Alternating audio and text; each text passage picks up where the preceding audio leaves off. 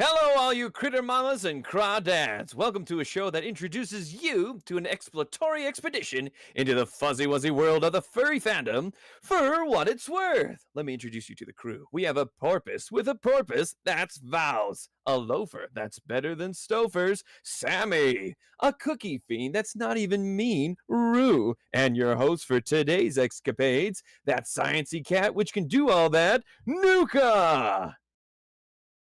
Oh God, it's hard to know where to go from here. That was pretty hype. That was awesome. I feel like Yay! It's for what it's worth live. Woo! anything we say is going to be anticlimactic after that. All I can say is thank you so much, Charlie. If you guys haven't caught the announcement, he is our brand new announcer. Wow, I have an announcer voice now too. That's what happens. Did Did it rub off on you a little bit? So yeah. Well, welcome everyone to the episode. We made it. We made it. A little technical foul aside, we made it. Yeah. How's everyone doing? I've been amazing. I've been doing really well. Apparently the notes say that I've been constantly masturbating profusely. I don't know who wrote these show notes, but that is not what I've been up to. Why would you write that, Rue?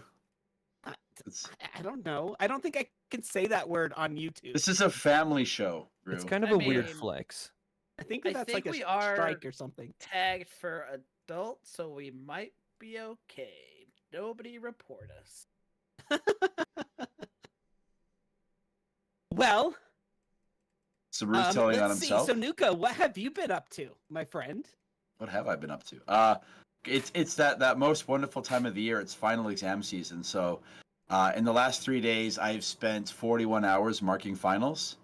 Or sorry, not finals. Final papers. I still have finals exams to do this week. But yeah, 300 some odd papers and assignments. So, that's great.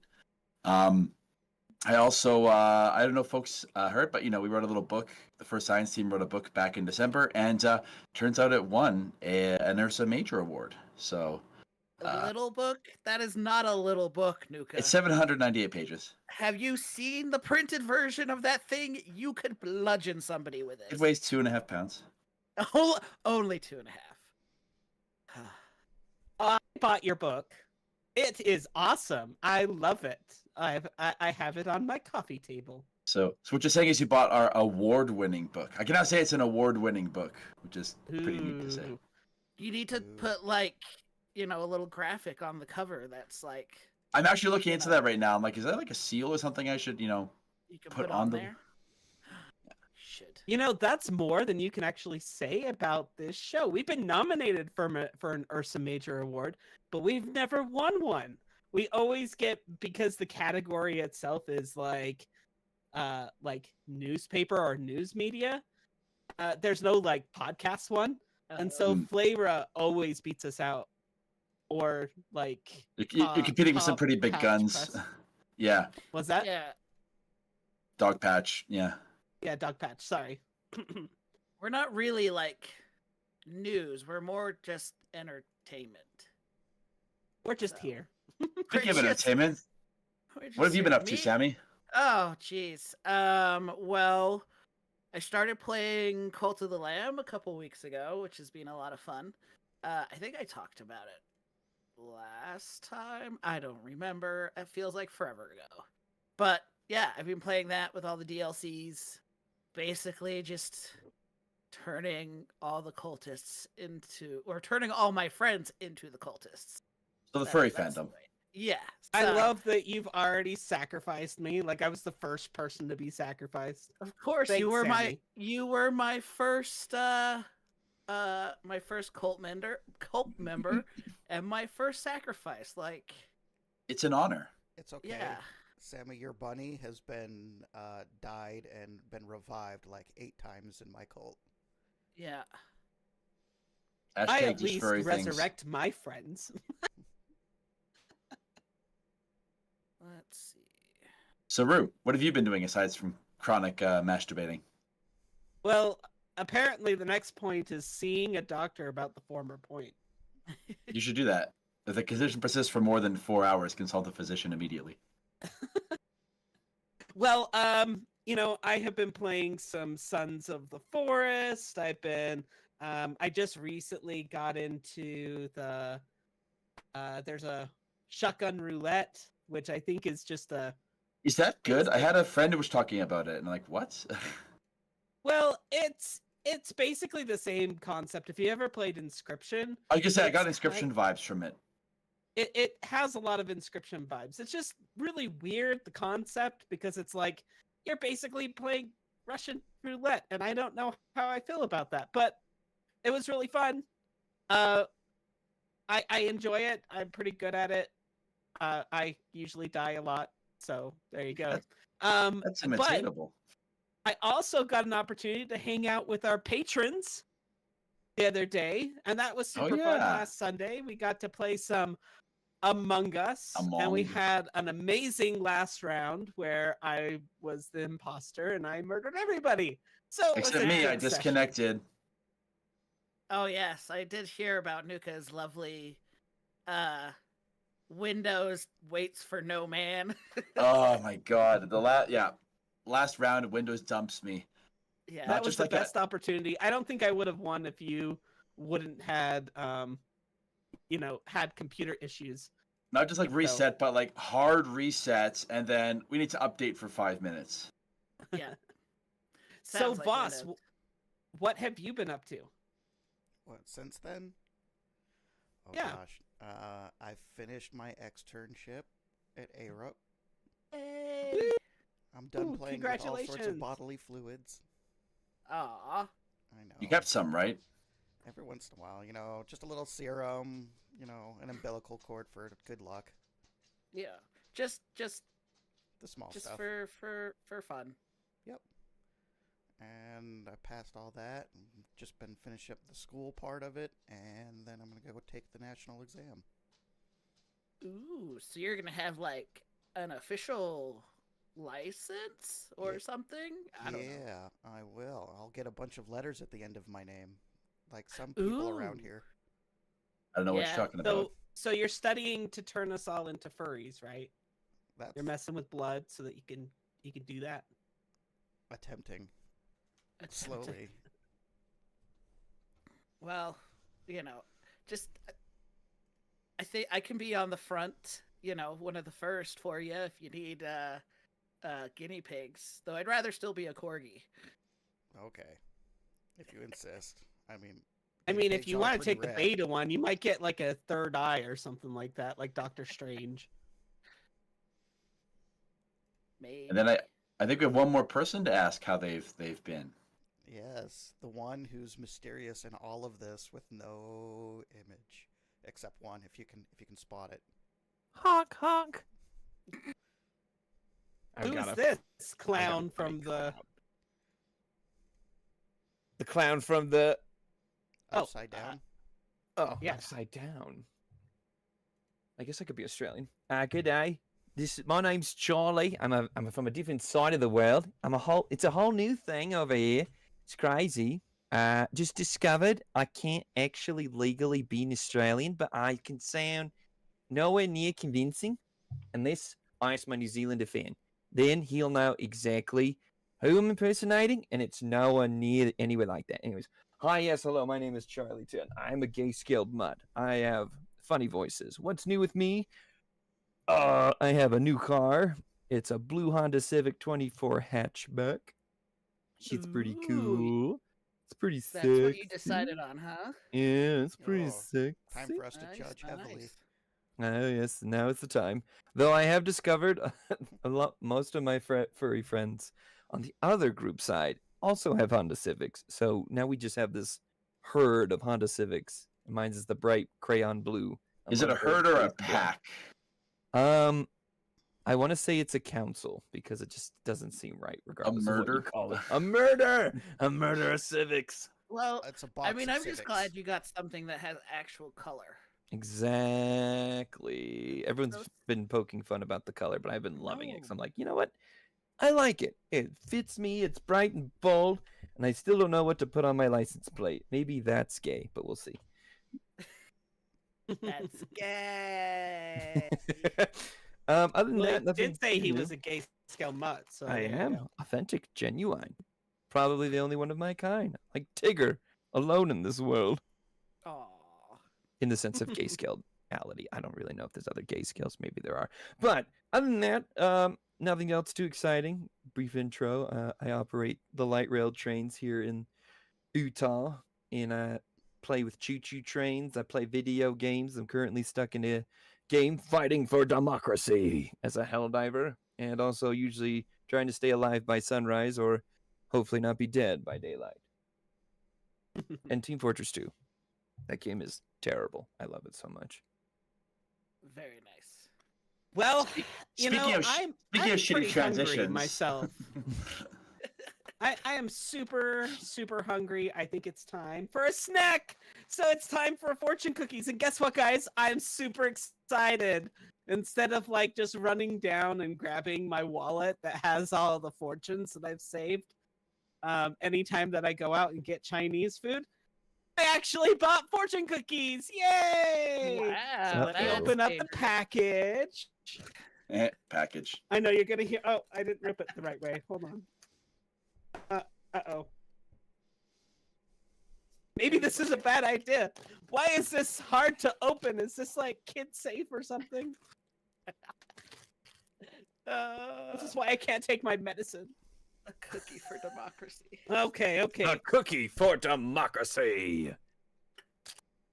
All right, we have the cookie. Here's some good old AMSR, whatever. Yeah, that's right. ASMR. The That's a waffles have cookie for syrup? democracy. That's a cookie for democracy. Okay. So in this cookie, it says, next summer, you will dance to a different beat in bed with a cookie. Why do we have What to wait about till next today? Summer? You gotta wait till next summer. I But what mean, about this summer? It's coming up. Should have had a different obviously cookie. it doesn't count. The cookie says so. Is it saying that I need to be on a diet, that I can't eat cookies in bed anymore? I mean, I think Not till next summer. that would be a good thing anyway. Who sleeps in their own Nuka. crumbs? Nuka, what is with this penis cookie that you just posted? We're gonna get flagged. It's not a penis cookie. It's a cookie. Are you? What are you It's saying? got Like half a your penis? Bone dipped in What's- chocolate. What's on your mind, Rue? That you would see that as a wiener of some sort? Something Well, he no. needs to consult a doctor about. I think he needs Yeah. to. His Yeah, chronic it's masturbation's getting to him. He's been thinking way about out of pee-pees and hand. poo-poos all this time. What Look. happens if you bite the tip? Does cream come out? Okay. Anyways, Look, Rue. hey, This is an intervention about your masturbation. This is not a lot. This is not a podcast. This is just an intervention. We're all concerned. if you are listening to this show with your parents, your family, your friends, your dog, your neighbor, I'm sorry. I'm just sorry. So should we Sorry. should we jump to the topic at hand, or should we cut for a break? Do we cut to a break in a live stream, or is this just no Uh, breaks? I No think breaks. we Oh should god. just jump to the topic. Jump right Let's- in. Yep. So Let's get You Rue's just go mind to it. off of cookies and other such things that are not cookies. to a We're gonna place jump where into line. absolutely nothing lewd ever happens, furry conventions. Oh, So no. So the topic today, I've been stoked for it because this was my idea in the pitch room.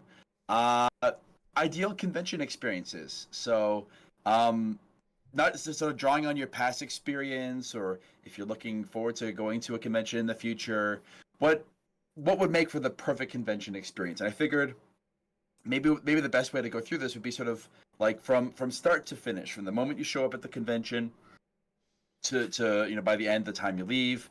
What does the perfect convention look like? And I suppose maybe a good place to start would be like the moment of arrival. What does like the perfect showing up to the convention look like to you? I think the perfect one would, when you see the registration line, is a walk-on, and you can just get through it. That would be perfect. Without having to pre-register, you just show up and You there's no. It's just a walk-on. You just go right through, get your badge, get out. I do like when conventions have the ability to pre-reg, and they have like a separate, if you pre-register, you're a super sponsor or whatever, and you can just like go straight through. Are you talking about the rich people and the poor people line? I'm joking. I mean, That's classist. the best conventions I've been to have like 40 people working at the reg line, and so the reg line just moves like like no one's business. It's one of the complaints we actually have about Further Confusion is they have a super efficient reg line. Normally at conventions when we do research, we pass out surveys and stuff in the reg line, and they never have one. So Further Confusion makes it harder for you to do your job. A little bit, yeah. But I'm the only one complaining about there being too short of a reg line. But to everyone else, I suppose. Yeah. You know, And I mean, actually like the convention lines because I always find that you strike like the best conversations with people, and that's actually a way, like, if you don't know anybody, to actually start like making friends. Yeah. You're I've held hostage actually there for a built couple some- hours with someone. Yeah, you just start talking, and then you like hit it off, and you're like, oh my gosh, I like this person. So, but at the same exact time, there's also been times that I have been stuck in a line, and it's like this person that I'm like, who are you? Why are you still talking? Like, I love you, but at the same time, it's like, why didn't I bring headphones? see, Okay, it's so funny for me. Go A ahead, lot go of the times when I'm in the reg line, I'm like, I just want to get my shit and go.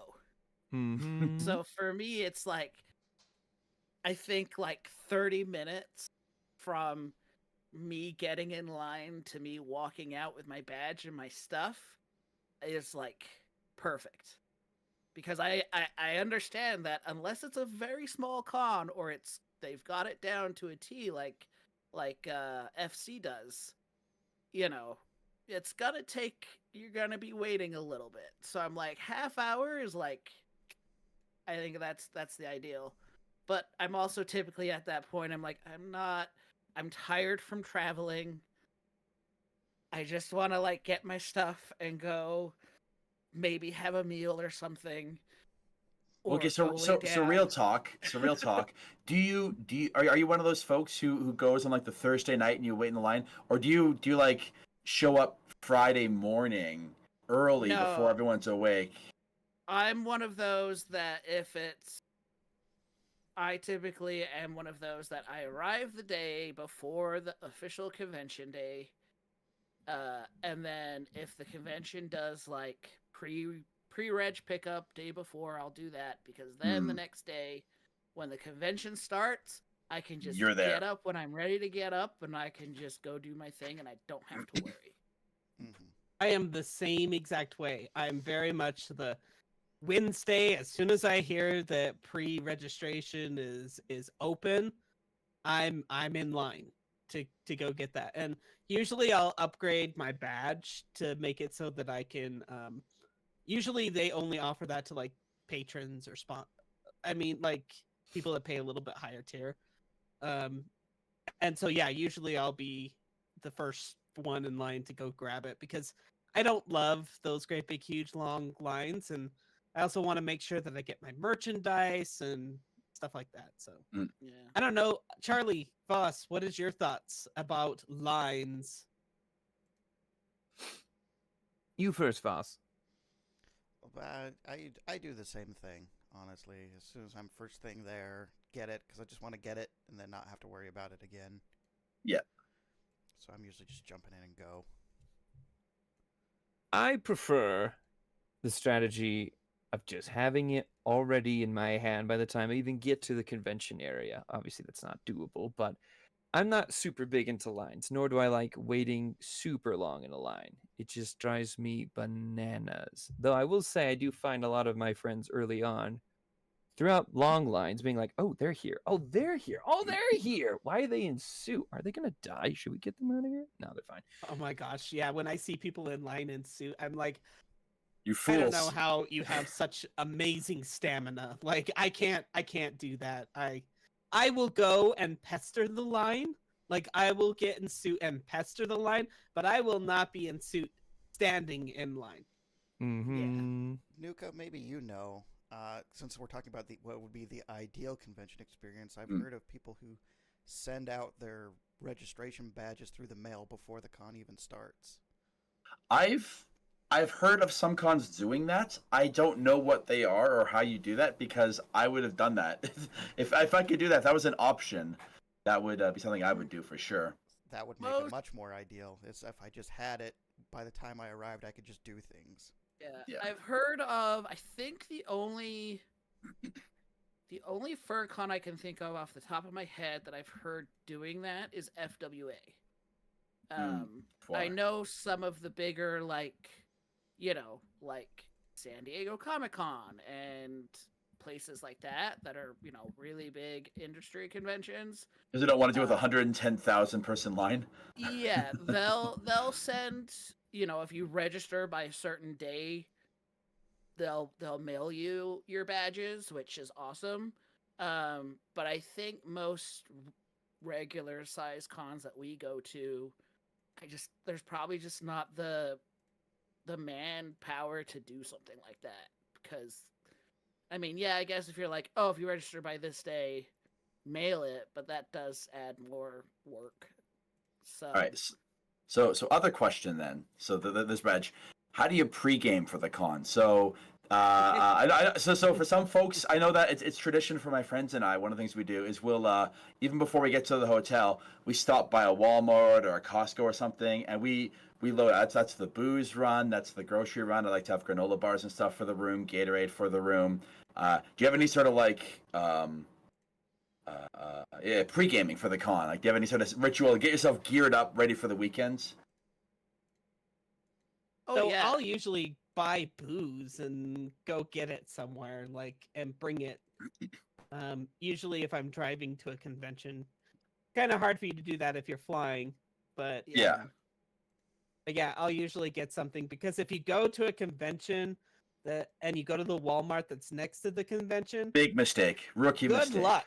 Like, the first thing that Walmart's out of is quite literally all the booze and all of the lube Gatorade. Oh. and condoms. Also, yes, this is very true.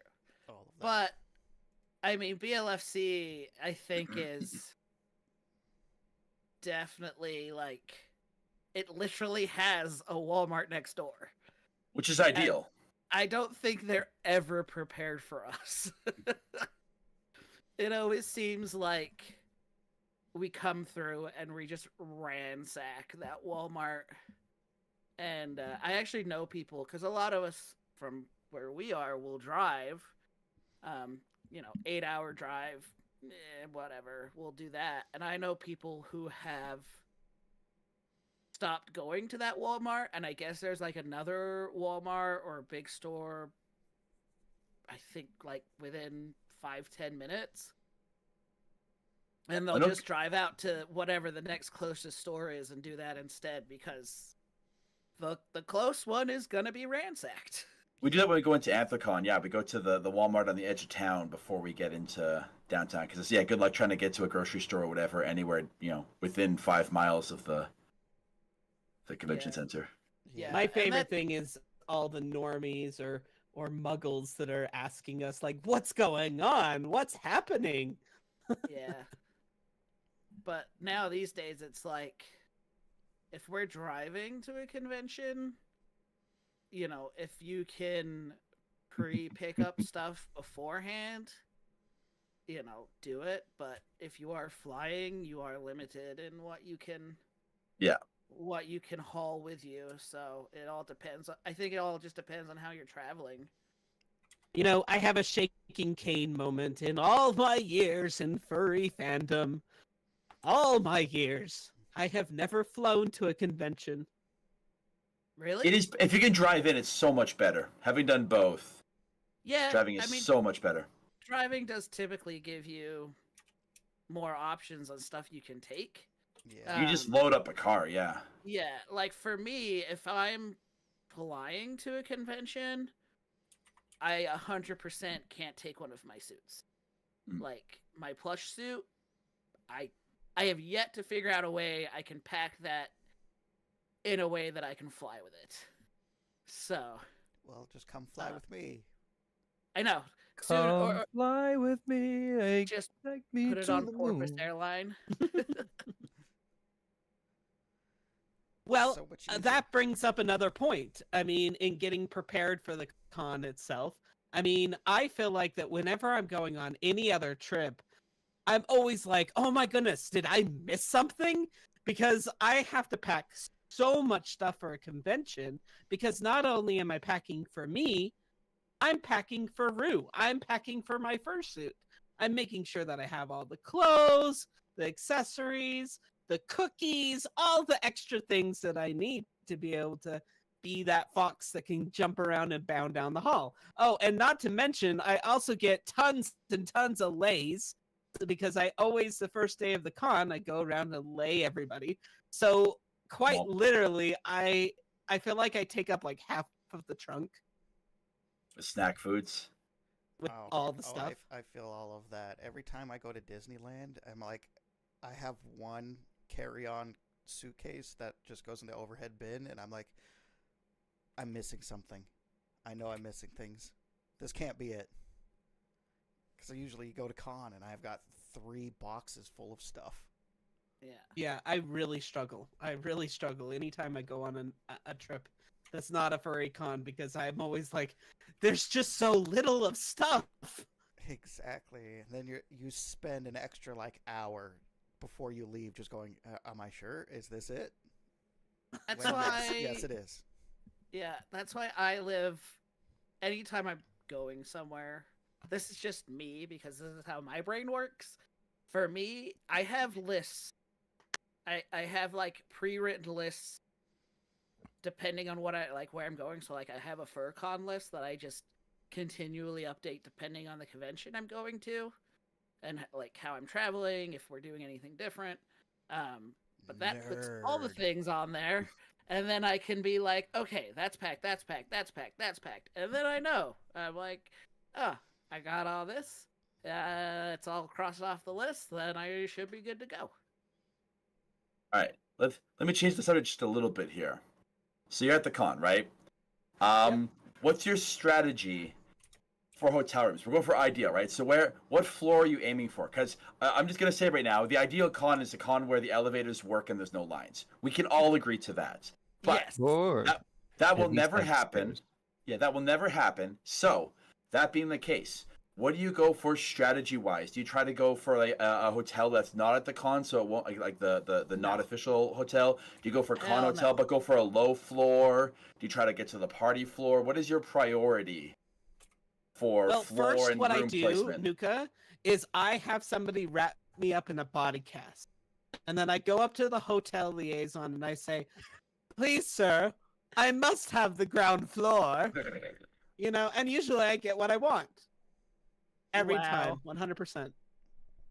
I mean, that is a strategy. I gotta say. Rue abuses the systems. Apparently. We're going for No, ideal no, though. I We're would going never for do that. ideal. We're going for ideal. If you could get exact where you wanted to, where do you wind up? For me, it's honestly, I'm at a point having. Okay, so I've been going to conventions since 2005,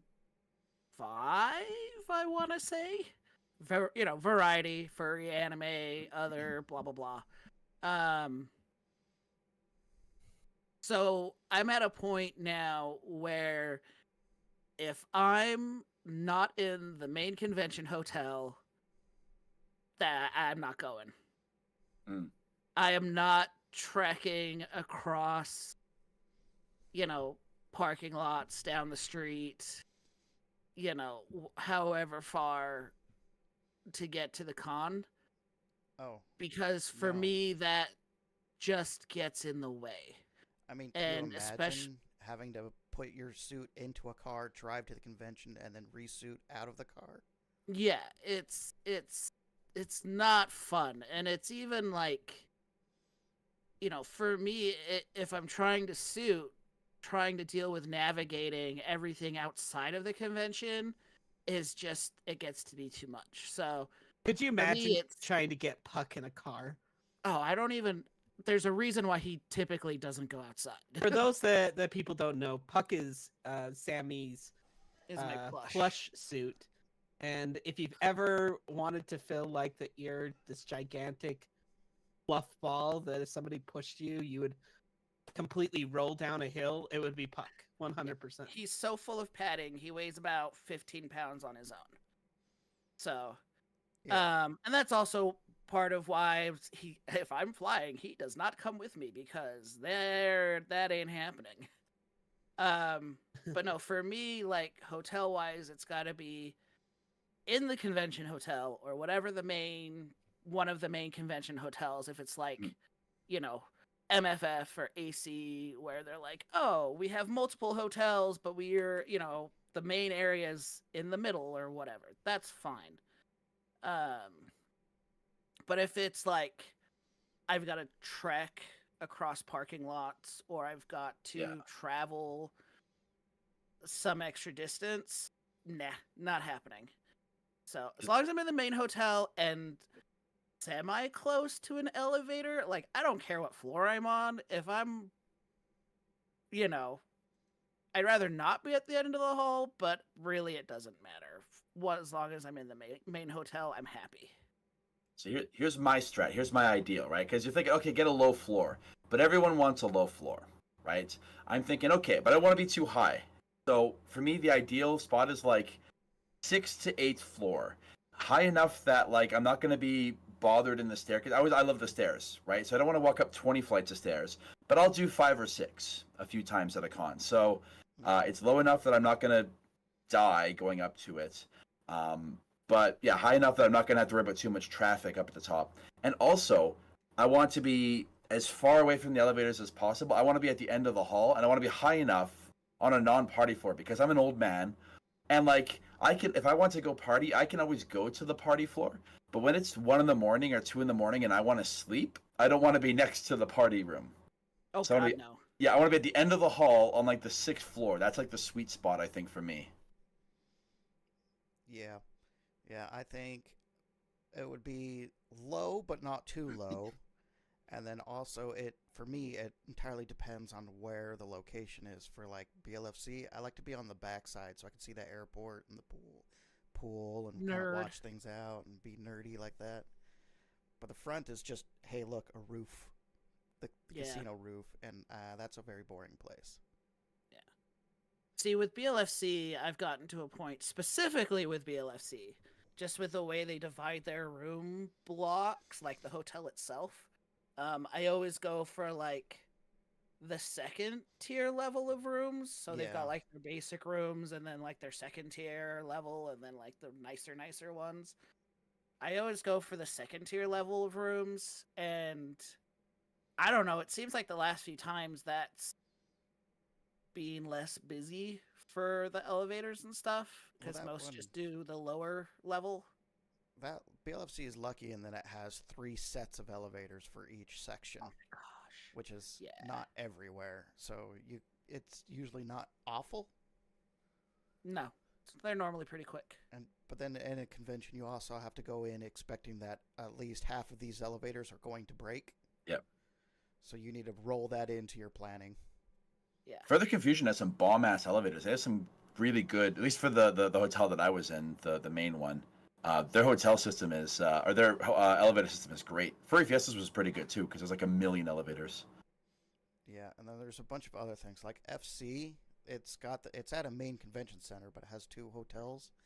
And I don't choose the main one because they don't have a microwave. Oh, that's a big deal. The Marriott? Yeah, they don't have the microwave in it. So if I go to just the other one, I get a bunch of extra appliances that I can use for my cheapo went to Walmart and got food stuff before. Yeah, that's funny because I've only ever stayed in the Hilton for FC. So yeah, I did the Hilton, yeah. Kind of how it always ended up. But again, that's one of those where the hotels are surrounding the convention space.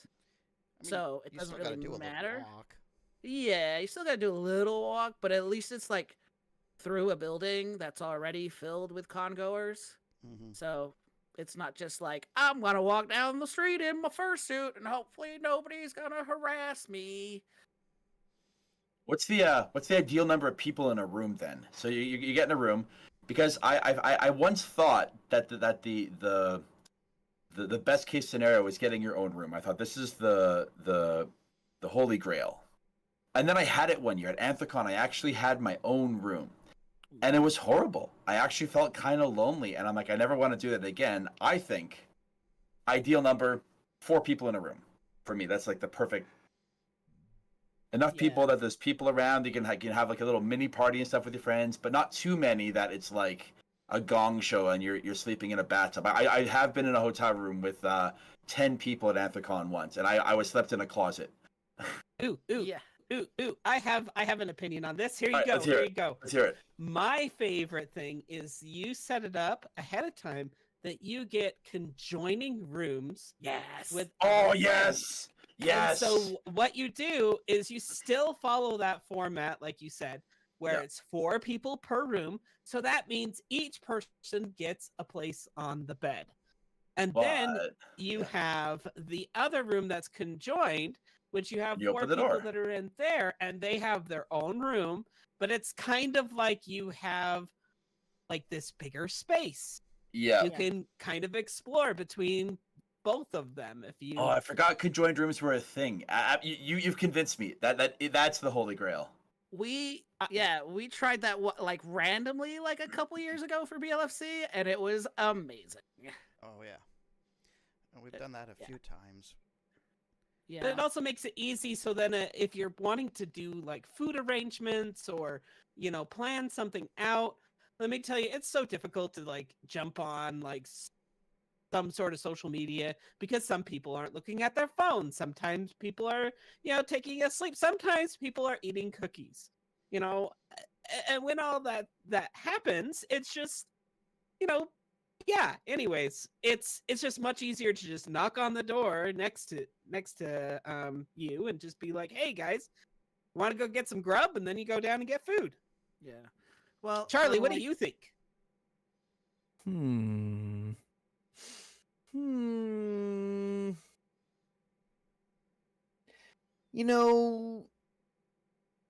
It's tough.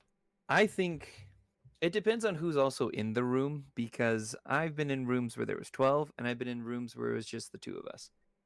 And honestly, it's all pretty good. But because when it's 2, you can make room for more and have parties, you can host the alcohols and share drinks and set up the GameCube and play drinking games of Paper Mario: The Thousand Year Door, WarioWare, and stuff like that, and watch cartoons, drinking games to those as well, in a nice, safe environment with your introverted friends that barely had enough energy to buy the plane ticket to get here.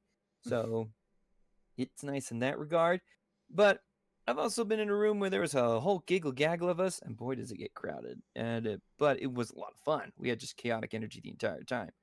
The I only just thing don't think I could do 12 people. How could you survive? It was survival. I had to share a bed with a man 4 times my size, absolute unit. I But it thought was you'd enjoy fine. that. Well, let's just say if he rolled over, I was gonna die in my sleep. So I was like, I don't know. That part scared me more. I was like, yeah, I would love to be in the bed, like consciously awake. But if I was unconscious, there's gonna be a good chance that's the last time I was conscious. I don't want that. That But is a like, good point though. It doesn't matter who you're rooming with. Yeah, that makes a huge difference whether you're comfortable with 3 or 10 people. mm-hmm. And Yeah, I refuse to room with strangers. People like I just met at the con. Absolutely. yeah, it's got to be close friends. And a big thing for me is smell. And if there's too much, like if you keep bringing in those Parmesan crusts from Domino's and then not throwing the box out of the room, and the room gets that lingering, funky, not quite good cheese smell anymore from the butter and grease, boy, does it kill the vibe for me. I prefer having. I get it when there's like a lot of us on the floor, and I get it when we're all having fun, good times. We're all wearing suits, we're getting sweaty. It's whatever. We can at least air that out. But there are some smells that you just cannot open a Yeah. window for and air out. So we Jesus Christ. we mentioned foods, going for food and stuff. So what's the best food situation when you're at a con? So do you like to go to like I know some cons, for example, are kind of infamous for Furry Fiesta used to be this way, infamous for like kind of it's like a restaurant desert around. If you want to eat, there's nowhere to go. Other cons are like right next to a mall with like a food court and a million different restaurants to choose from. Or are you the kind of person who just like Like for me, I rarely like to go out to eat at a con. I'll typically bring all the food to the con with me, and I go back to the room when I want to eat. I typically don't like to go because my assumption is always every restaurant will just be packed, and I don't even bother trying anymore. Whereas at an Anthrocon, there's so many restaurants. If you're willing to walk a couple blocks, you can usually eat somewhere. But what's the ideal food situation for you at a con? Well, I think gonna bring it up again. BLFC will spoil you in regards to food because it's a what is it, a resort thing? Yeah, casino resort. Yeah, Yeah, it's a casino resort, so you've got they can handle restaurants, a lot of people. Yeah, you've got grab and go food places, you've got like, you know, what am I thinking? Like a little cafe, little cafe places. You've got a fancy sit down restaurant, you've got a buffet, but all of it is in the building. yeah, that counts for something. You never have to leave. But even with that, typically what I like to do is I'll, on that run to Walmart or whatever on the first day, pick up some like easy breakfasty kind of stuff and maybe some snacky kind of things to kind of keep you going. But most of the time it's like I'll probably have breakfast in the room just before I head out because I don't typically want to fuss with getting breakfast in the mornings. But then typically for lunch or dinner, I'll just find somewhere to go to eat. It's something I just plan for, so. What about the I rest of do the room? like when they have brunches, like when they have free food, because or if the convention has like discounted food, that definitely helps, especially if you're on a tight budget. I'm just reading some of the comments we have, like bring like a bunch of baked potatoes in your suitcase so you can survive. I mean, yeah, you just grab a potato and just eat it. And definitely you can it brings up a valid point because we were talking about pre-gaming. Like if your budget is low and you need to make sure that you bring your food, then you should granola bars. plan accordingly. Because cooler. I have ran into some furries before that they're like, please sir, I'm hungry, I need food, I didn't plan for this. And that's like, why I would prefer you didn't call me out on the stream. That would be really great. Thank you. Charlie. I have stolen so many of Barnaby's granola bars. Bless his heart, but damn, I feel guilty every time. It's Barnaby. He is the dad for a reason. Yeah, just grab a cooler, pre-pack and plan meals, and throw them in. And when you drive out, now you got a bunch of meals for the day. Yeah. I will say, having been to both Euroferns and back when it was at the Estriel Hotel, and also recently Nordic FuzzCon, both places, the most phenomenal breakfast brunches. And the cool part is if you go really early, I did this at Nordic FuzzCon, you get up at like 7 in the morning. I'm a morning person. It's heavenly. You go there and it's like almost no one is there, and you have an entire like luxurious brunch buffet all to yourself. It's worth getting up for just for that. I lost you all at Get Up Early, didn't I? Yeah. Ooh, You're good. Fancy with his mornings. I know. My body does not work that way. It's worth it. It's worth to sit in a nice, chill brunch, and I can eat whatever I want, and I just my morning is quiet before the hustle and bustle of a con. That to me is a little slice of heaven.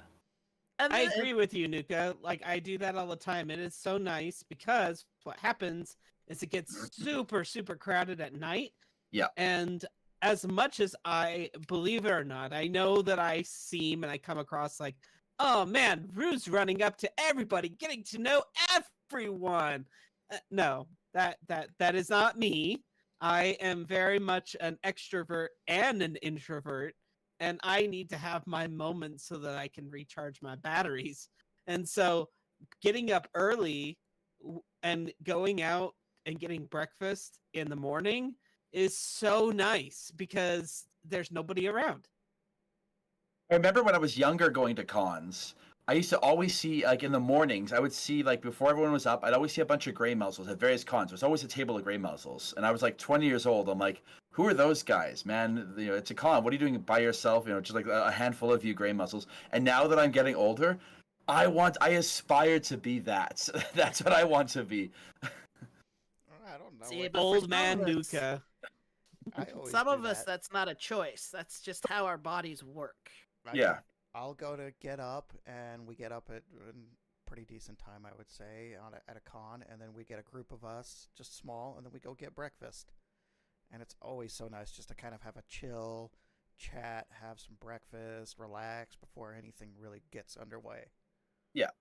Now, So- granted, I'm not getting up at like 7 o'clock like Nuka is. I No. get up like I'm probably out getting breakfast at 8, 9, Yeah. like 9 usually.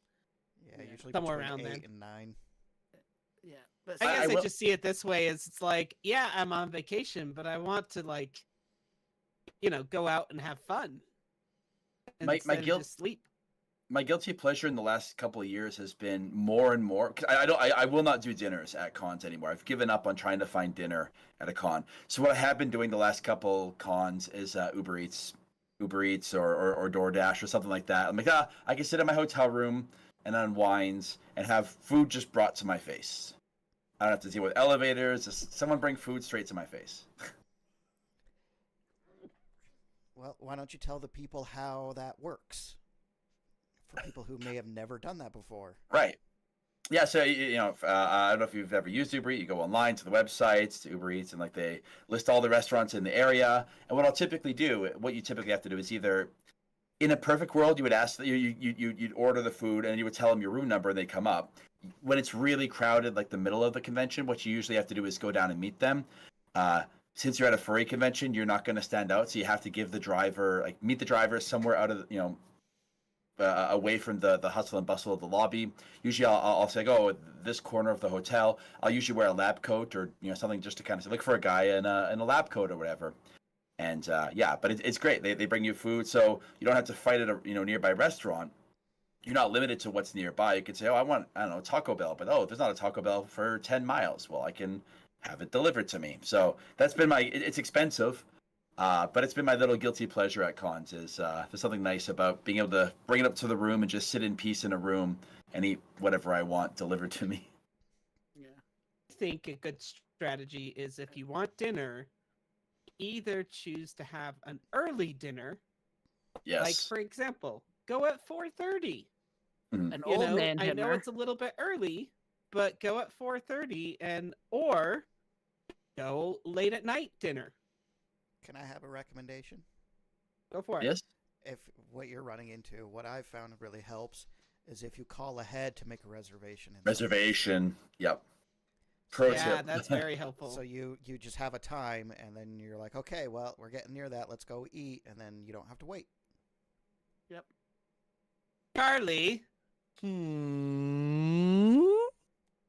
besides stealing granola bars from Barnaby, what some advice do you have? And Werther's. You see, Whenever I you gotta go make out to funny a noise when you do convention, it. my primary objective is if I'm out of state, I want to eat at all the local places. I want to try food I've never heard of. I want to try places I've never seen of, and I will usually take the Uber to go even further out of the convention area to have dinner. Basically, Oh, with so the you'll go out to it rather than have it brought to you. I will absolutely always go out. Like I'm the person that loves getting up early, just a little earlier to get the cheaper Uber to go out to brunch at a place that's not too far away. That's like a little small cafe that no one even can Google. And it's like, Mm. oh, let's try this place. Oh, it's all vegetarian. Wow, this is good. Look at these potatoes. They're loaded. And then there's like lunch. It's usually just something small at the con. I usually bring I like to go and get Smucker's sandwiches and just keep those little PB&Js in the fridge, just in case I do need to snack them. So I just kind of keep that on my person. So it's also my work strategy when I go and operate my trains all day. For dinner, it really just depends on who I'm with. I love getting to share food experiences with others and friends, especially the friends that I've known as a still image on Twitter to now being a physical person. So it's very interesting to see what their kind of food takes are, what they like, what they don't like, and just getting to have those kind of fun nuances and the never-ending battle of what should we get for dessert. Everyone says no, and I say, "Girl, we're getting dessert. Y'all going to get spoon. We not getting it. What the hell we having?" And I love Charlie, doing you that. just love those awkward moments I do. where the server comes out with all the stack of cards at the very end of the evening and starts calling out random people's names, and everybody look at each other like, who's that? That is very fun when you find out you're friends with so many Jordans and Cameron Howells. You're like, Jesus Christ, how many are you guys? Are you all here? Oh, Jesus is here. Oh, hey, what's up, Jesus? My bad. I forgot that was your name. Anyways, Lord Princess 44. That's their card. So, you're at the con, right? And your food's taken care of out of the way. What are you looking to do at an ideal convention? What do you fill the day with, right? Are you going to events? What kind of events? What are like the best events that you've seen at conventions? Like the ones that you check the schedule for, and you're making sure no matter what else happens, I'm hitting up this event. So, like, do you go to the talent show? Do you make sure to budget time for the fursuit parade? What events are filling your schedule, if you even do them at all? Or would you rather just spend the day hanging? Pardon me? Rue's going to the Fox panel Yeah. every year. Oh my He's gosh. always at Do the I need to Fox tell panel. clockwork. Do I need to tell that story again? Do the abbreviated version. Abbreviated version, very quickly. The very first time that I ever went to a Fox panel, there was one guy that stood up in the middle of the panel and said, "Let's cut to the chase of the real reason why we're here. Who's a top? Who's a bottom? Oh, Where God. are the wolves? And who's here looking to get a snack?" See, that's why I never go to this. I hate species panels. I can't stand species panels. Ugh. And that day, Vaos lost his foxhood. There was that. I got that same experience at a different species panel back in the day when I was a fox. Whoa. I know you were a fox. You still are. You have a fursuit then- fox, but And You're it still a was- fox in my eyes. Wink. It was the same thing. It was. I went to the panel thinking we were gonna go through and talk about fox things, maybe learn a little cool factoid or something, and it was just, so how many people here like having sex? And I was just, oh, okay, is this all this is? And bailed, and I haven't been One of the- back. One of the problems with believe species it or panels not, is guess what, guys? Foxes aren't all about sex. As the fox that's here in the room, I can say that we're not all about that. He's lying. we have data on that Lie. actually. Oh, Lots yeah? of data. Put Yeah. the data out. Oh, despite the reputation of being promiscuous, foxes are no more promiscuous than anyone else. That's what the data shows. It's just a stereotype. I love that we have the research. We could back this shit up. Instead of for what it's worth, we're changing the show to for what it is. But like the species panels always bugged me because it was like it's great if you like just looking to meet people and it gives you something to, like a kind of an in. I always found it frustrating in general panels with no content. I always hate, as a person who like gives panels that I spend hours preparing for, I get really frustrated to go to a panel and it's like oh our panel is just we sit around and talk about how much we like cats or how much we like have some content prepared. I'm going to panels where like a historian is prepared an hour-long talk, or a panel where like there's some kind of predetermined show or something, right? So that's what I want to go see. If it's Yeah. gonna You know- be one of those, yeah. I want to go through and learn something new. Maybe something interesting. I would rather go to like the one panel that I don't understand, and maybe Sammy can talk about this a little bit, is like meet and greets, where you have like a particular like suitor or like suit maker that has a meet and greet for all the ones that are of that particular kind. For some reason, I don't understand those ones. Why do you think I can explain this? Because you've attended. Well, I attended. No, with I you. haven't. Yeah, you have when you had Puck in the at well, BLFC for that photo shoot for. it was a photo shoot for the suit maker. Yeah, that's different. Yeah, that wasn't like a ooh, we've all got suits from this guy. Ah, ha, ha. It was literally like everybody here that has these suits, we're gonna come do a big group picture of all of the suits, because a lot of the times you don't see your other suits, your suit siblings as it is. So yeah, it's a fun way for the maker and for the wearers to see the other suits in the same place. But like for us, it was we got together, took a few pictures together, chatted for a minute, and then we all went our separate ways. But it wasn't like a panel. It was just something meet up for a photo kind of thing. Yeah, that people got together and were like, "Hey, we're gonna do this. We know you have one of these suits. Do you want to come join?" Like that's what it was.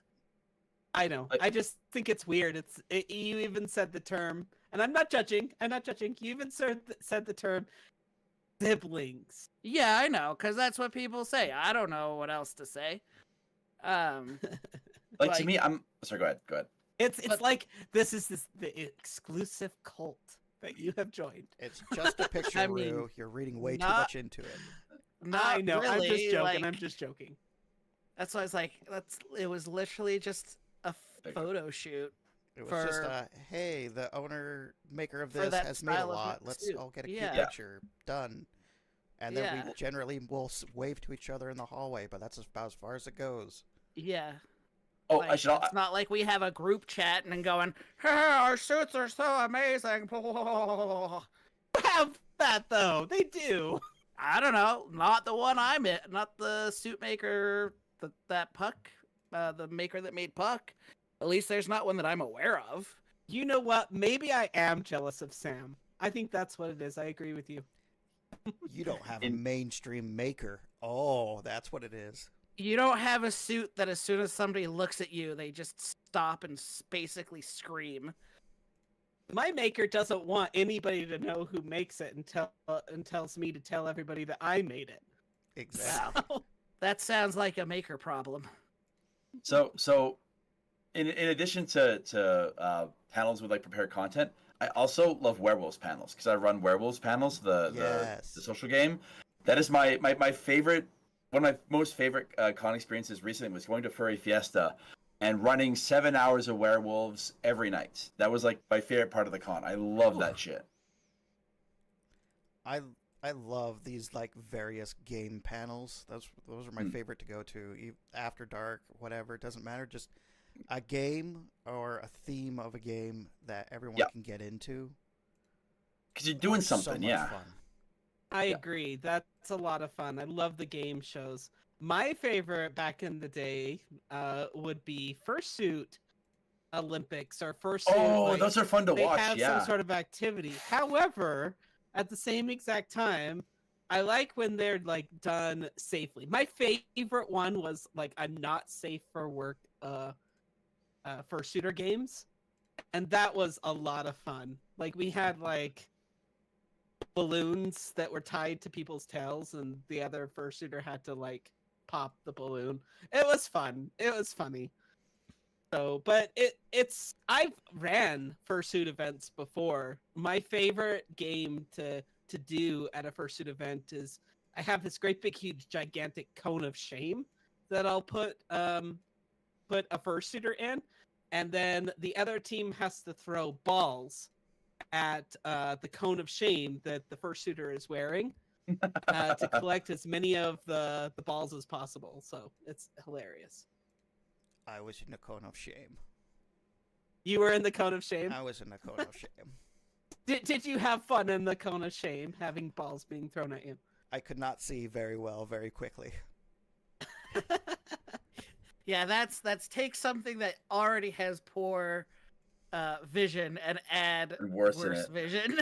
But that's why I won, because my opponent couldn't see either, and they looked down too much, and all their balls spilled out. Oh, yeah. I would just be like, look up, stay in this position. All right, basketball hoop it.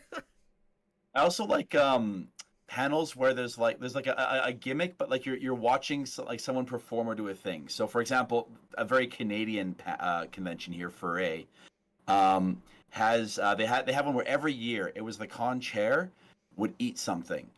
So it's like, oh, like one year he ate a poutine, but the thing was he sits down and eats a poutine, but there's a whole bunch of ingredients lined up, and if you paid X amount of money to the charity, he'd add like mustard to his poutine, or he'd add like pickles to it, or he'd add, so there's a gimmick there. You're watching a guy do a thing. Or at Nordic FuzzCon recently, there was I don't know if you guys know the show Taskmaster, but they did a live version of Taskmaster, which was one of my favorite panels that I've seen, because it's people doing things. There's something entertaining and like a gimmick or a game or something going on. Something that you can That's root so for and get into. Yeah. Or yeah, when there's the dance competitions. I don't know how many places still do dance. I think Floor Wars, dance competitions are still a thing in most cons. Yeah. Oh yeah, Oh, yeah. 100%. I've got beef with those. You got a beef with them. Yeah, yeah. Most dance comps to me are incredibly boring because it's always the same 5 electronic dubstep tile dances and nothing else, and it gets really boring really fast. You know, I've love to been see a lot asked- more variety. I want to see like a I've been ballroom asked to dance or something. judge a dance panel once before. I'm like, why are you asking me to do this? I don't have any dancing skills. How do I Man. know what looks good and what doesn't? Cause you're But- a popufer. I'm not a popular. You I bring even have all a the badge people. that says that I'm not popular. Yeah, that just makes it even more real. So But yeah, how I so good. go. Oh, I You was go going to ahead. ask Charlie, what are some panels that you like to attend, or do you just not go to any of them at all? Possibly ones with lots of yelling and buying and selling of items. Whoa. That's not a panel. That's my favorite panel. I That love is an that event. panel. That's an auction. And making people let's see, you've sold a Gatorade bottle before, drank half of it, and then sold it to for $500. That was someone's pants. We sold the con head's pants for $500 to donation. Nice. The Which was- pants he was wearing on his body at Yeah, that we time. literally took him right off stage, and I was like, "Yes, good. Now everyone sees your red underwear." For those that don't know, Charlie is an auctioneer at one of the at our local convention, and he does a stellar job, Oh, thank you, At- thank you. selling the pants off of the con chair. Howler in the chat actually has a good point here that I want to mention. What about arts and crafts panels? The ones where suit creators or artists, teach people to make paws or tails. Those are great, especially if you get something that you can take home with you. I've seen ones where like you pay $20 and they teach you like how to make paws, and you get to leave with a set of hand paws or something, which I think is awesome. You learn a skill and you get to walk away with something. I love those, and like the artist one who's like, here, learn to animate, and then they go through and they do a whole class of how to animate, and then by the end of it, you know how to do it, and you've got a couple drawings to take home. It's good if they're good. I've definitely seen artist panels where they don't have any. They're tremendous artists, but they are not good at presenting. No.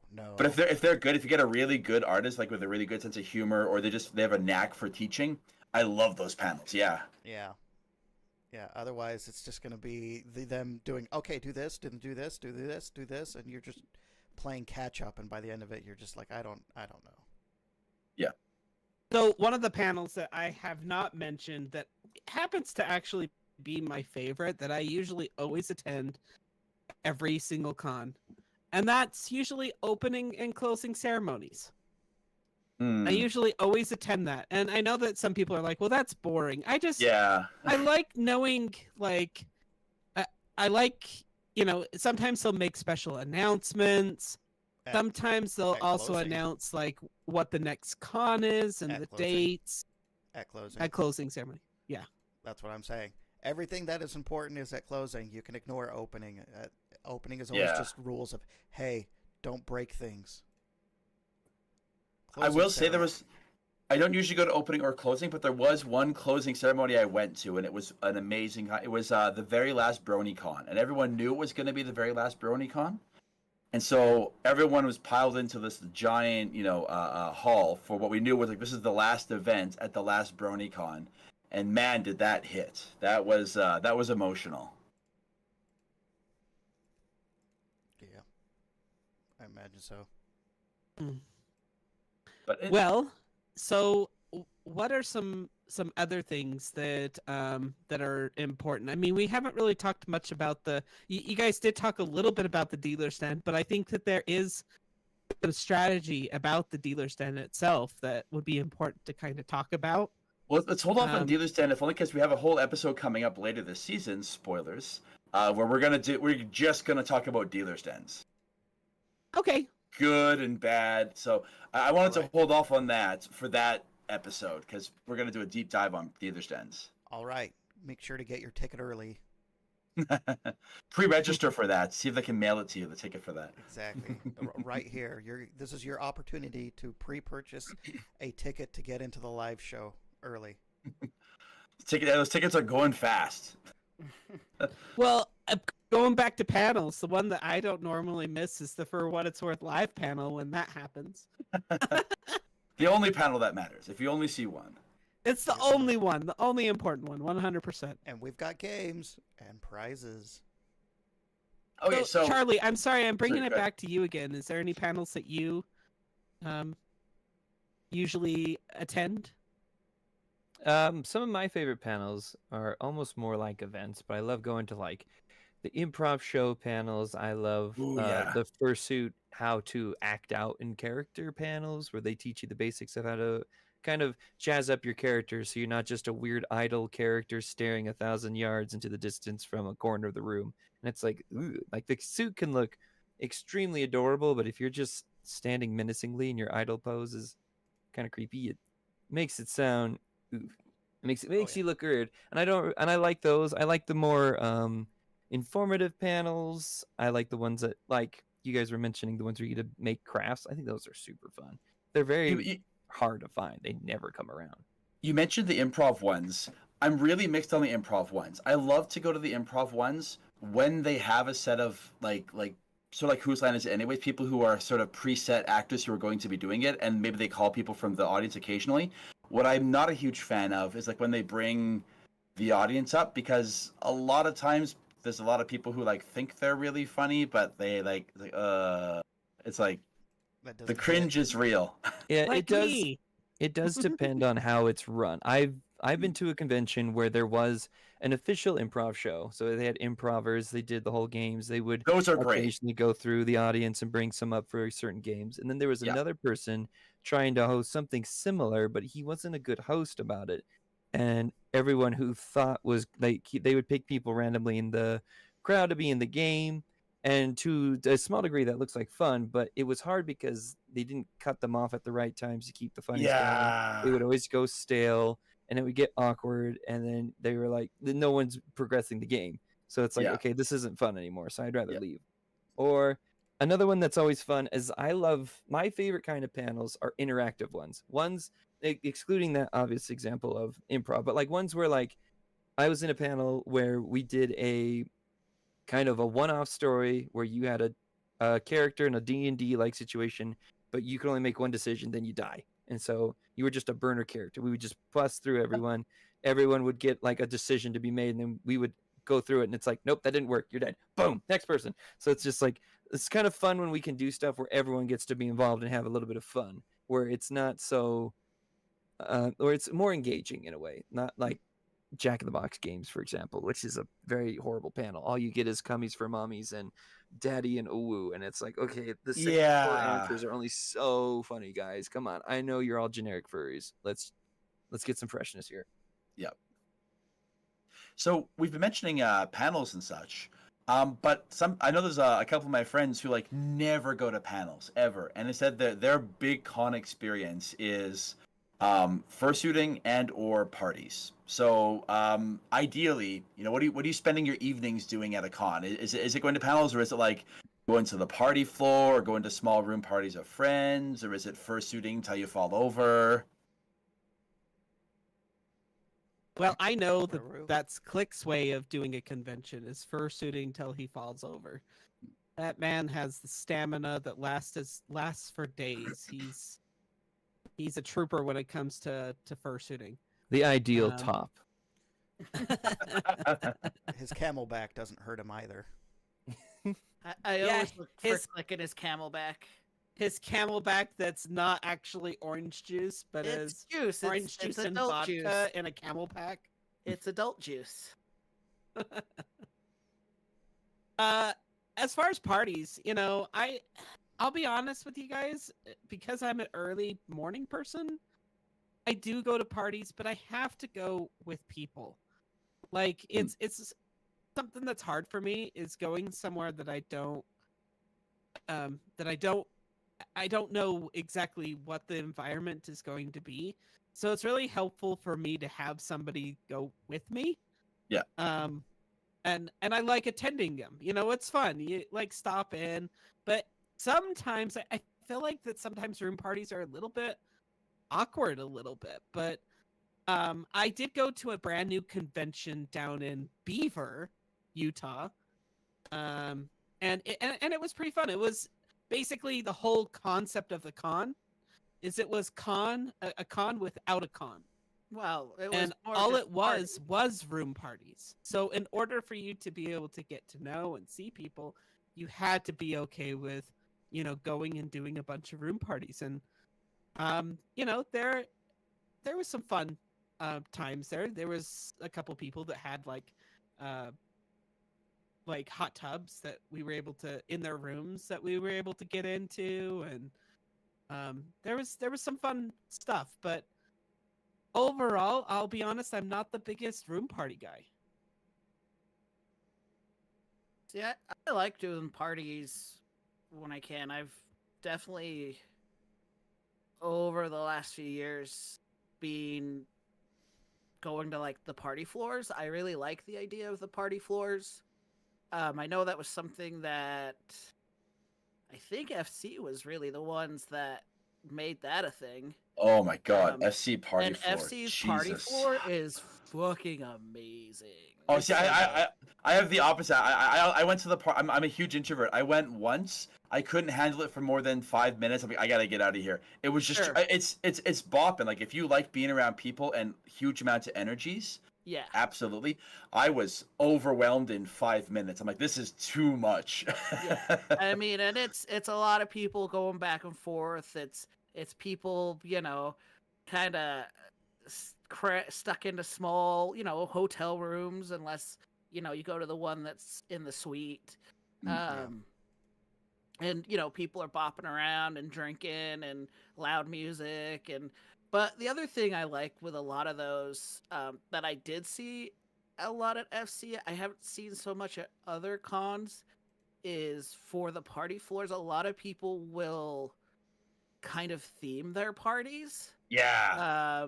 And those are the ones that I super enjoy, because those are typically that they'll just go all out. Like they'll theme it, and like there was one I went to FC that was basically like, Soviet themed, and everybody was a comrade, and all the drinks were like Vodka. yeah, random Russian names and stuff. So, and it was cool because everybody was just being silly and having a good time. I even saw one that was more for like introverts. It was a quiet party. So what it was you had a DJ. They had two DJs. And there were headphones. So everybody could grab a pair of headphones, choose the DJ they wanted to listen to on the headphones, and just listen to the DJ and have your drink and hang out. But it was like an introvert party. It was a quiet party. And I thought that was a pretty cool idea. So I enjoy doing the parties that I can. It is always, if I have someone to go with, I always enjoy it, or at least if someone's that's there that I know, that always helps. You just need to invite me along. Yeah, a lot of the times though, it's like once I get a few drinks in me, I'll wander around and just like check out spaces and chat with people and wander about. So I agree. more Once of you a get late night your person. comfort zone, it's so much easier just to, Yeah. then you can go off on your own once you've kind of established that. Yeah, I've also been I've been known in the past that like people are like, "Hey, Sammy, I'm gonna be at X place in a little bit. You should come over." And I'm like, "Okay." And then it's like, I go there, or something distracts me, and I like wander off. And then they're like, "Sammy, where'd you go?" I'm like, "Oh, sorry." The con took me. Yeah. So like, the booze sent me.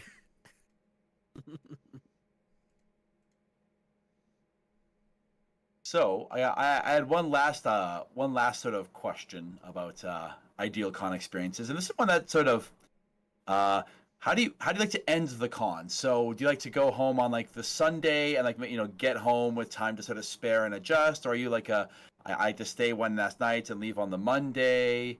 What do you do for your last few hours of the con? Do you like to go around and say goodbye to everyone, or do you sort of peace out? Just sort of go while you're leaving on that high. So how do you like to what's the best way to end a con for you?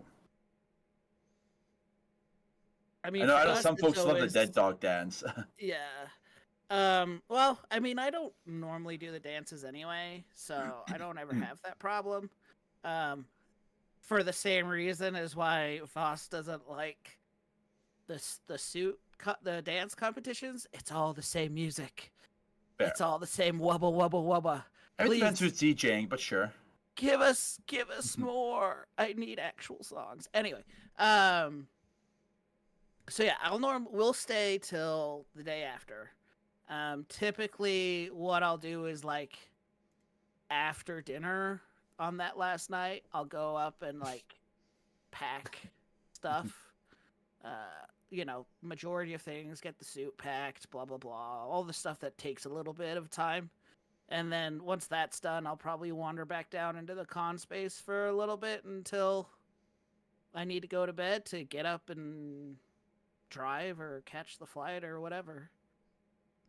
I'm seeing Howler in chat says day after for sure. I might be the odd one out then, and I actually prefer to go on the Sunday. I like to leave on a high note. Like I like to leave like things are great, and I still got the con energy, and to leave with the energy of the con in me. I find that the times where I've had to leave on the Monday morning, I'm just sort of burned out and depressed, and like you sort of leave the lobby, and like you see everyone is just like sort of hefting suitcases. Like I want to go while the party's still kind of bopping and there's still some energy, and like that's the last thing I see of the con before I leave is that carry that energy home with me. But that's just me. I might be the weird one out. No, it's cool. I mean, I'm a Monday person. It's just because I just like to make sure that I have a full day ahead of me to be able to travel home versus if I leave on Sunday, usually closing ceremonies doesn't happen until like it just depends. Yeah. Sometimes it's a little bit later, but I want to be able to make sure that I'm not traveling in the dark. So it's more or less logistics of it all, and just so I usually leave on Monday. A lot of the times for us, like most of our conventions are minimum 4+ hour drives, other than Owu, which is local. But for us to go to anything else, if we're not flying, it's many hours. So yeah, I'm always flying, so yeah. So for us, a lot of the time too, it's like, well, if I left on Sunday, I wouldn't get to do Sunday. Yeah. You just have to leave, and for me, that's worse. So I'd rather stay Sunday and then leave Monday morning after, a proper night's sleep. Got to see the end of the con. Probably got to see people on the way out, and I find I'm still pretty much riding that convention high a little bit, because even while we're getting ready to leave, everybody else is kind of doing the same. And so you still get to see people out and about before you're officially out the door. Yeah, I'm definitely also a Monday person as well. I like to spend my Sunday getting as much con left as I can, because I know it's not going to happen again for a good long while. Ride it out till the end, yeah. But I do the same thing. I don't go to the dead dog dance or do anything like that. I like to spend the last of the night getting things ready, and then maybe go get a bunch of friends to play like a tabletop game, one last thing, and then we all get out and go eat together as just one big group of friends as the last. Bye. That sounds awesome. Yeah. Yeah. And then, then wake up Monday, first thing, get in the car, and then take my nice 12-hour drive home. Charlie, what do you usually do? It depends on where I am. If I'm out of state, I do the Monday trip.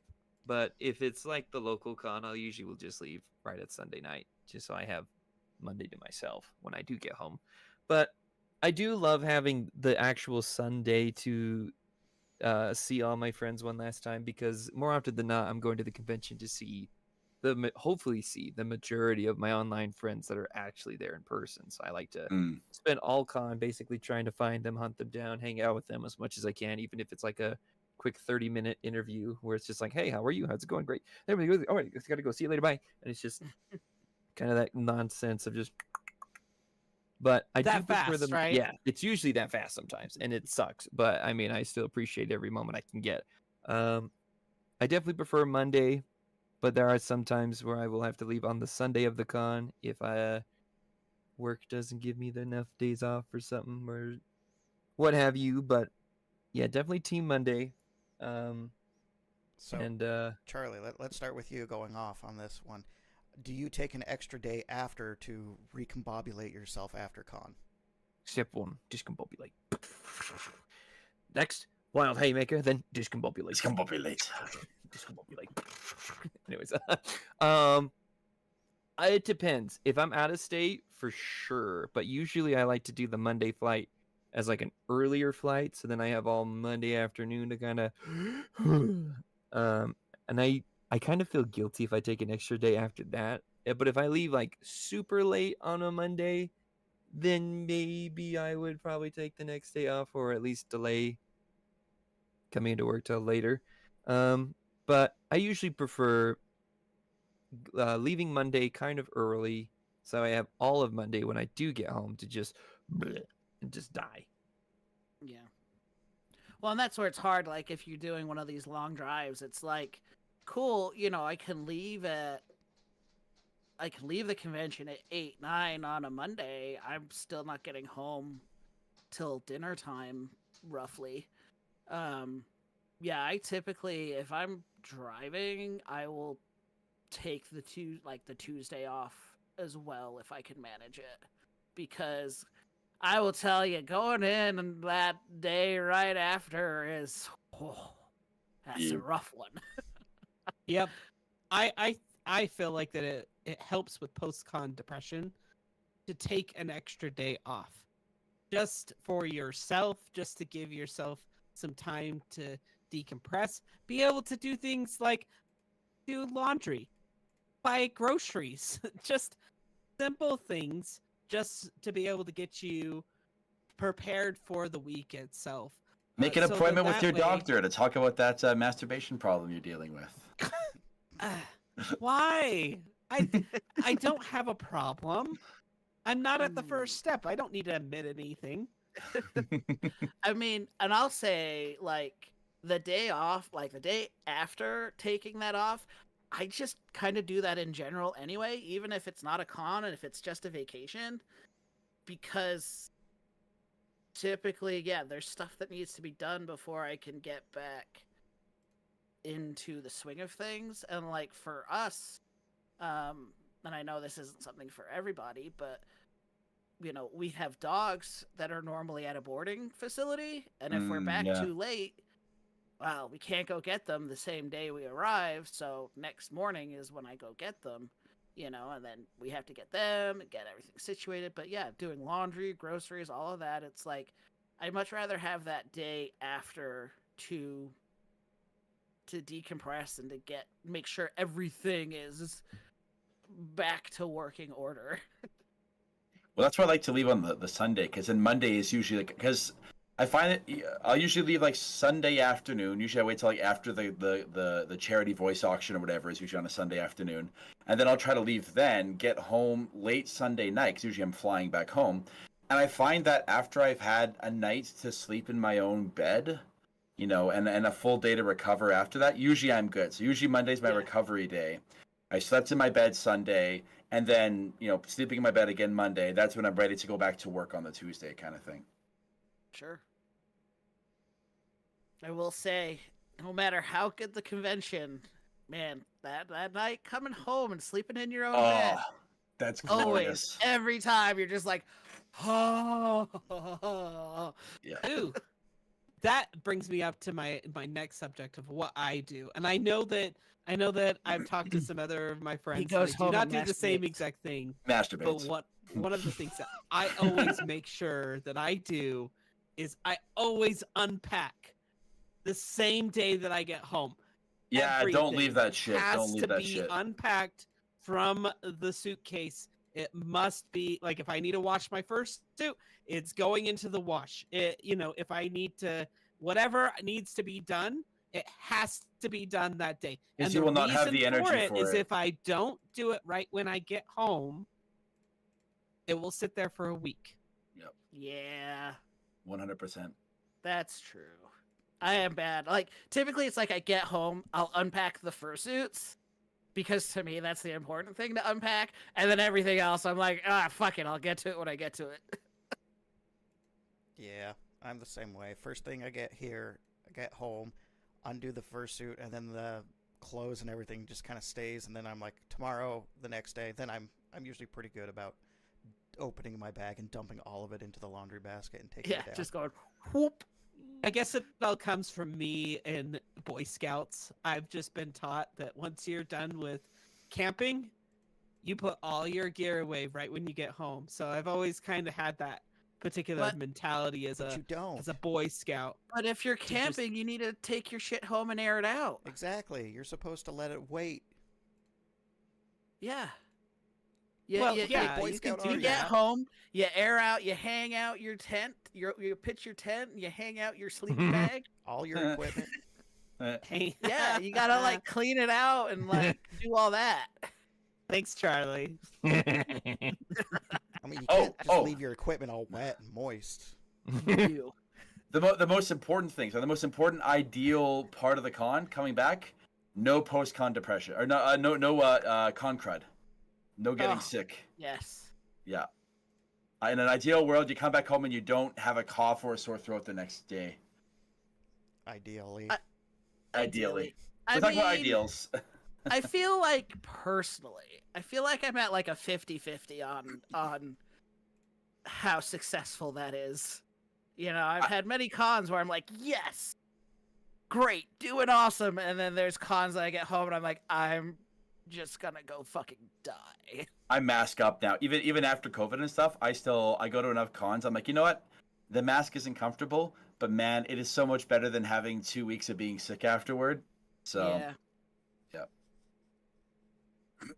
Yeah. Well, and here it's like that's definitely become a more normal thing that people recognize. You Mm. know, just culturally, it's like, oh, you're just wearing a mask, you know, because you're in a big crowd, kind of thing.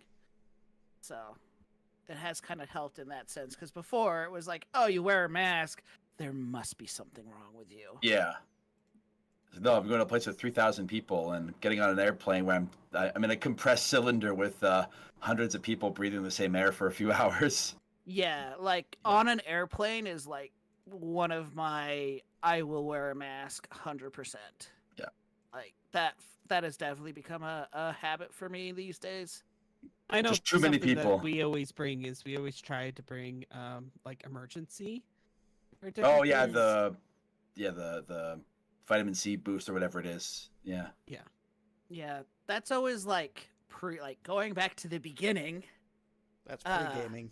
That's Yeah, always like my pre-gaming. pre-con prep is like the week or so before. Like I try to take like multivitamins every day, you know, whatever, stay healthy, blah blah blah. But like that's when I'll take like extra vitamin C, extra zinc, those kinds of things that I'm like, these are things that are going to help my immune system, especially as someone who has an autoimmune disease. You know, those things I feel have helped in the long run, especially where it's like I'm off schedule, I'm not doing all the things that I should be to take care of my body. You know, it's just one of those where it's like try to prepare and be a little mindful about where we're going and what we're about to go do. I guess with Sorry, I was going to ask if folks want to sort of start, since we've sort of been from start to finish, do you want to start wrapping up with final thoughts, maybe? Okay. Yeah, we can do final thoughts, why and not? then I think we should have. Or do we want to do patron read before we get into final thoughts? I'm not sure which order we want to do that in. Let's take a break for a minute, and then we'll give us a thought. And if any of you out there have any sort of like things that you want to say about this particular topic, about the Ideal ideal con. convention experience, we'll read that in the final thought. So it'll give you a little bit of time to type something up. So go ahead and get it typing. Let's turn the time over to Charlie Tin to read the patron. Right. What's going on? I know that he doesn't hear it very much often, but it's There it near. is. Oh, what is this sound? This heavenly choir. It's back. What? It's beautiful. What? It's I don't know okay. what you're talking about. Just listen to Charlie. Let him take you away. Oh, no, not this music again.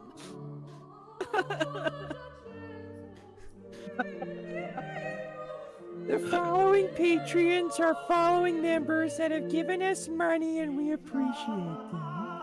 Their names are as follows: Anthallo, Sly Sugarcat, Dokos, Marcosius Autos, Geodic Demon, Geekware, Nuka, Xenon Dragon, Adiler Salthier, Andrew Rabbit, Big Bear Luno, Black Baldrik, Jonas Frax, Lufis the Raccoon, Oaken, Zane Cat-Eye, Aster, Guardian Lion, Harlan Fox, Hugs and Bites Jimmy's mom,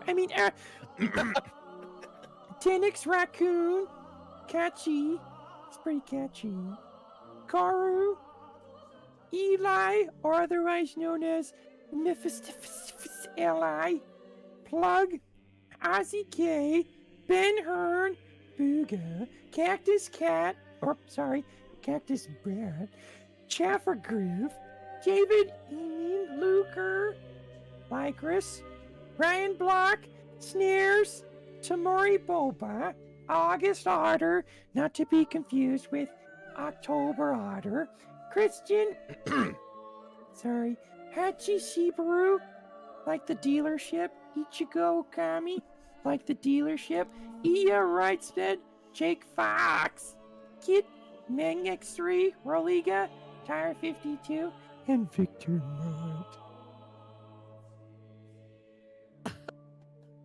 The best part of that is knowing how much Drew hates it. Beautiful. It's always beautiful. Lovely. God. Why is that a thing? Why do job. we have to use heavenly music? Good job, You Charles. know that it burns me 100%. And this is and it was at this point that the live stream audience realized we add the music in post. The veil What? has been That's a lifted. lie. That's a downright lie. It was live. You just couldn't hear it. You don't realize this, but he can hear it anywhere. So anytime I play it, he just catches fire. It's like a chip, you know. We just beam it into Rue's ears. He'll just be at work doing his thing, and suddenly a fire will start, and he'll start hearing angelic music. But in all seriousness, thank you again for all of our patrons you. who have donated their funds to help us to be able to actually have this lovely show. You guys You're have welcome. no idea how much it's been helpful. And we are now doing more stuff for patrons. We now have a monthly patron game night, and it was sure a lot of fun to be able to get to know each of you. And so if you're interested in joining us, feel like maybe if you could give me a spare cookie and, I'm a toss patron and so can a you. coin to your witcher. Toss a coin to your Ruchi. We need to Toss make a a very coin to the Ruchi, oh valley of plenty, oh valley of plenty, oh. Nice. we've got to make an On- over-the-top commercial, like the U.S. military for joining our Patreon. Oh my god. Join our Patreon and prolong the Patreon music as long as possible. Torture Rue even more. That is the end goal. Democracy intensifies. So I think that brings us to final thoughts. Oh yes. So who wants to go first? Rue, you go first. I don't have a thought yet. That brain cell's do you working. do you ever? Just kidding. No, I'm joking. I'm joking. that just broke me so much. Well, all I can say when it comes to conventions is what's most important is to make sure that you are having fun. Overall, you're going to make plans, and plans are going to be broken. So don't go in with, yes, you can make plans, but don't make those plans be or make a break deal for you. If you do that, you are not going to have a good time. You are going to be disappointed. So, have plans, have backup plans. Feel free to go with the flow of what is happening in the moment. Try to live in the moment and be present in the moment at the convention itself. After all, you paid so much money to be able to come here. Why is it that you're going to get all mopey because so-and-so doesn't want to go to dinner with you because they're not available? Like, nah. Like, it's very true that you can get depression while you're at a convention, and I'm not saying, like, shut off your emotions, but, sometimes you have to compartmentalize in order to make sure that you, yourself, is the most happy at the convention itself. Charlie, how about your final thought?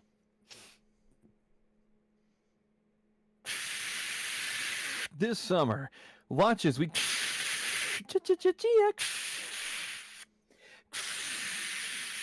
hotel con room lotteries are a scam. I was really happy. And that's the final part of our show. Thank you for coming out, and we'll see you again when we go back in the box. So long, farewell to you, my friends. Goodbye, take care, until we meet again. It's been great to play and sing together, but now it's time to say goodbye.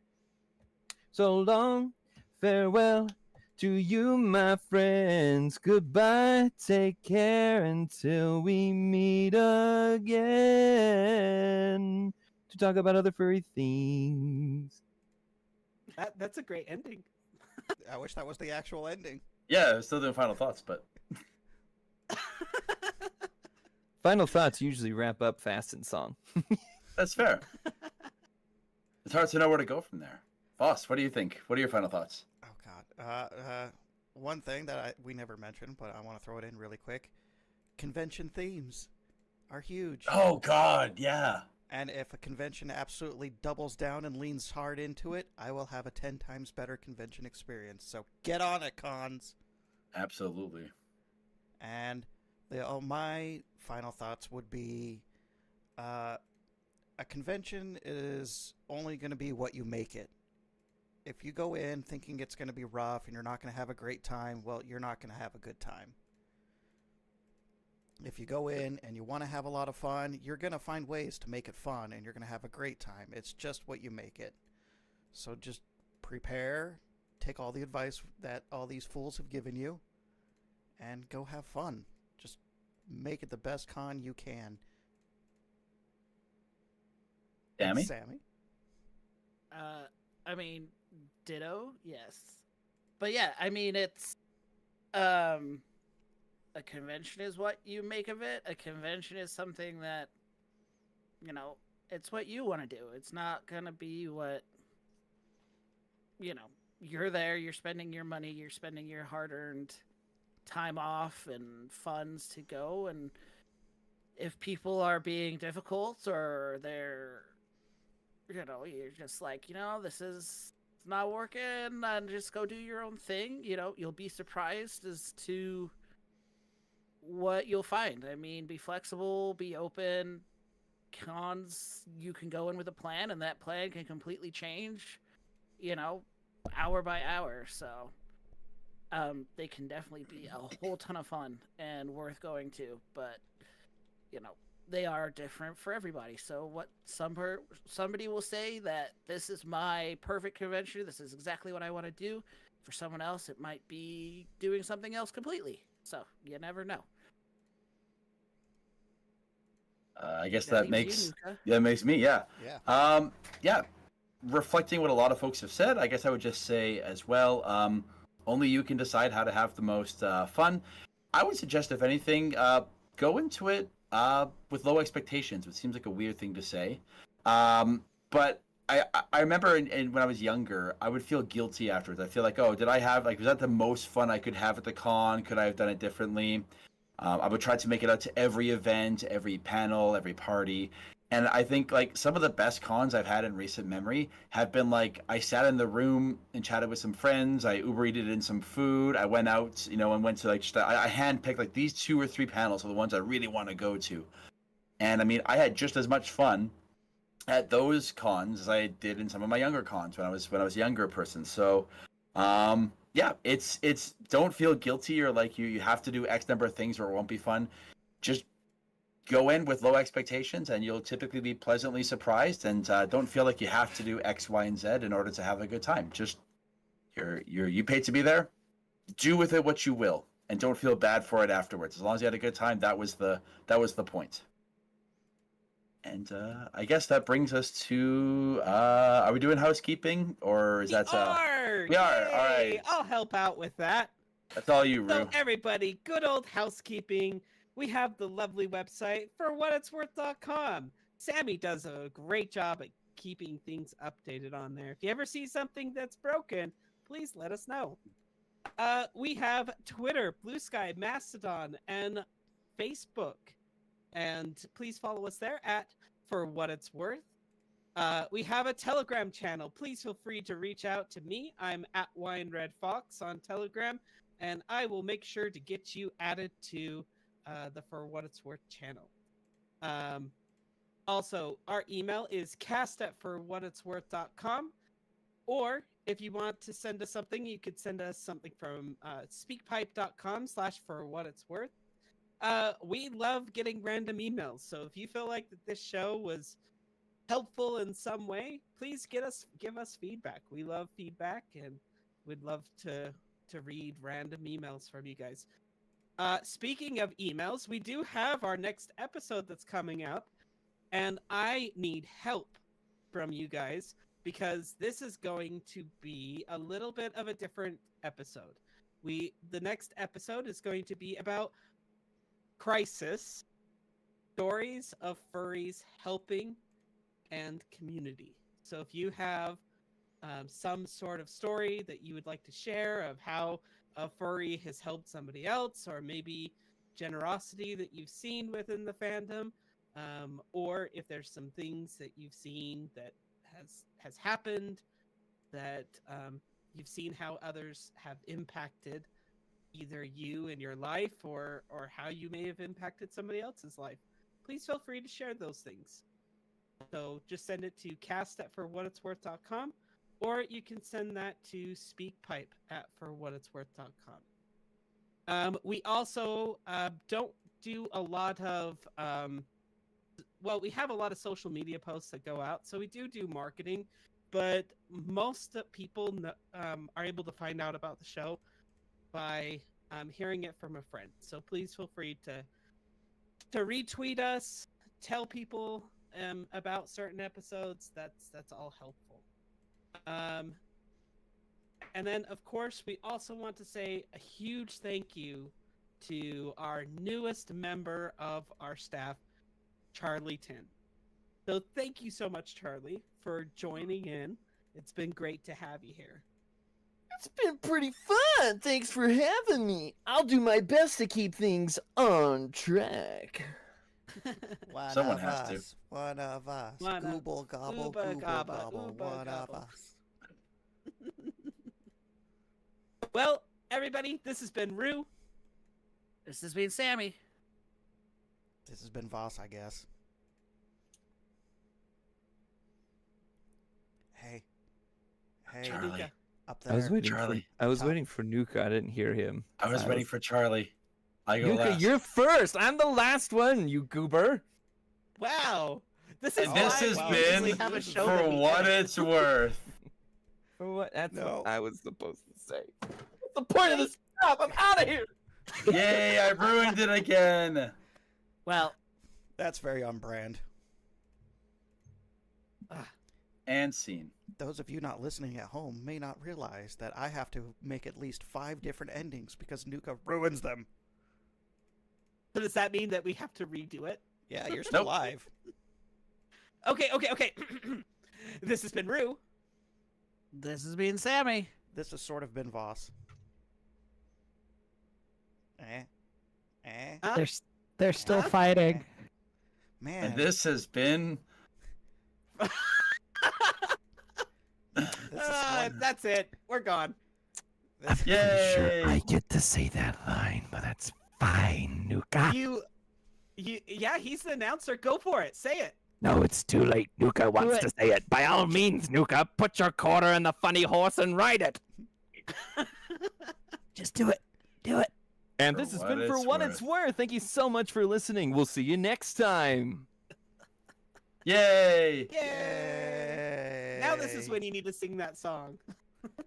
It's copyright by So Out of long, the Box. I don't know. Farewell. I don't know, but I You can. got the But I whole did little- anyway, so I guess we can keep going. No, it's already out. Sorry. I'll sing The Bear in the Big Blue House next time. I know that one.